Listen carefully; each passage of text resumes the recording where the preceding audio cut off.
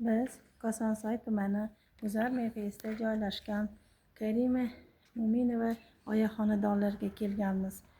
Ushbu xonadonga Agrobank ATP Kosonsoy tumani filiali tomonidan aholi daromadlarini oshirish uchun 5 million so'mlik mahalla loyihasidan kredit evaziga motoblok sotib olish va yer haydash qishloq xo'jaligi yo'nalishi bo'yicha loyiha paket kiritilgan.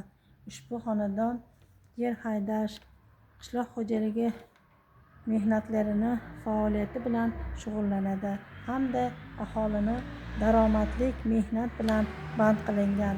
Shu orqali 2 nafar fuqaroni ish bilan ta'minlangan. Oyiga 2-3 million daromad olib, hozirda 20-30 million daromadga chiqilgan.